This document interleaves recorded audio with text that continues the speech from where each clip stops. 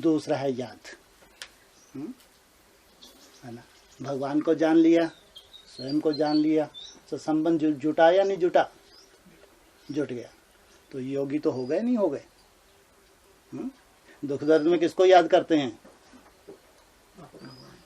सुख शांति में भी करते हैं तो योगी तो हैं, क्योंकि बोला हुआ कम से कम 8 घंटे हो तो यहाँ आओ, 12 घंटे हो तो क्लास में बैठो।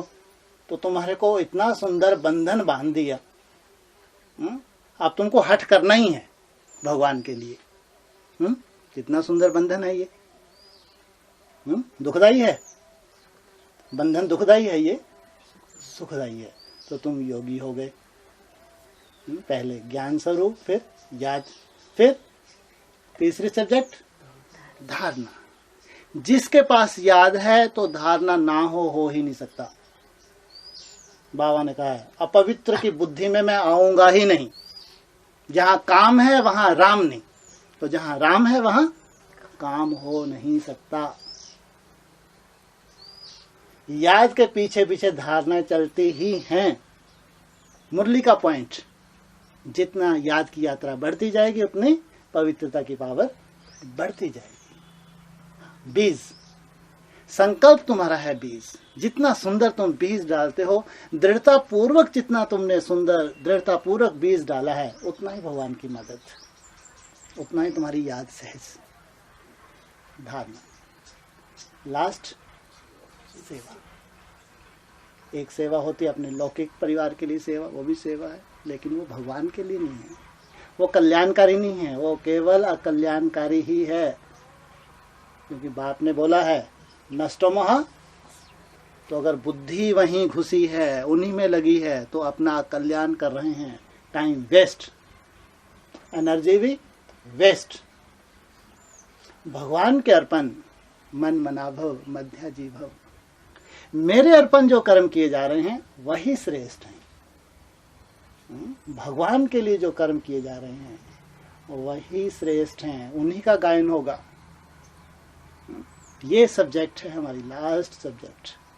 आज इस सब्जेक्ट के लिए बाबा बार बार इशारा दे रहे हैं, क्योंकि समय परिवर्तन हो रहा है।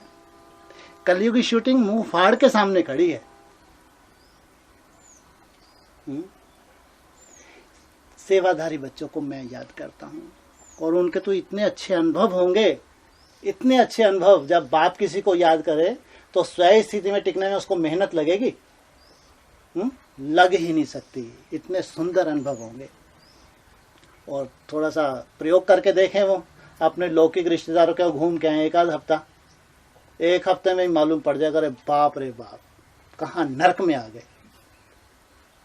सेवादारी बच्चों को मैं याद करता हूँ, जो बाप के लिए सेवा करते हैं, बाप के अर्पण हो गए, यज्ञ के लिए कर रहे हैं। उनकी जिम्मेवारी किसकी? बाप की जिम्मेवारी। आज सबसे बड़ा वरदान हमको यही चाहिए, जो सुख शांति 100% सामने खड़ी है, उस हमारे शरीर सहित चाहिए। शरीर सहित तुम्हारा शरीर हाय हाय करे, नए नए रोग लगते रहें, भगवान का ज्ञान भी तुमको है, याद भी कर रहे हो। सुख शांति है या दुख शांति है? सुख शांति है, कहेंगे स्वर्ग में गया।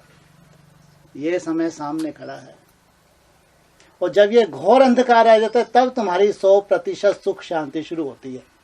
अभी बाबा ने कैसेट में कहना शुरू कर दिया। सबसे पहले सृष्टि के 5 तत्व परिवर्तन होंगे, या आत्मा के अपने खुद के, जो आत्मा के सबसे करीब हैं, उसके 5 तत्व परिवर्तन होंगे। अभी बार बार क्या कह रहे हैं? हाँ, उसके खुद के, जो उसका शरीर है वो सबसे उसके करीब है आत्मा के। जब आत्मा पावन बनेगी तो उसके शरीर का परिवर्तन, ये सबसे बड़ा वरदान है। यहाँ पे जब दुनिया में हाहाकार हो रही है, चारों तरफ ब्राह्मणों में हाहाकार हो रही है, तो हमारे पास 100% सुख शांति। इस सुख शांति में ट्रांसफर होना है, जन्म जन्मांतर का वर्षा लेना है। इसके लिए बोला है, साथ साथ जन्म का भी रहस्य है, साथ साथ कर्मों का भी रहस्य है, पढ़ाई लिखाई का रहस्य है, खेल कूद का रहस्य है। जन्म जन्मांतर की शूटिंग कहाँ करते हैं? यहाँ करते हैं। ये खंडित ना हो। ये जो सेवा है भगवान के लिए की कर रहे हैं, ये खंडित ना हो। खंडित होती है ये है? भगवान के लिए कोई किया गया कर्म कभी खंडित होता है? नहीं होता। तो ये क्यों बोला खंडित ना हो?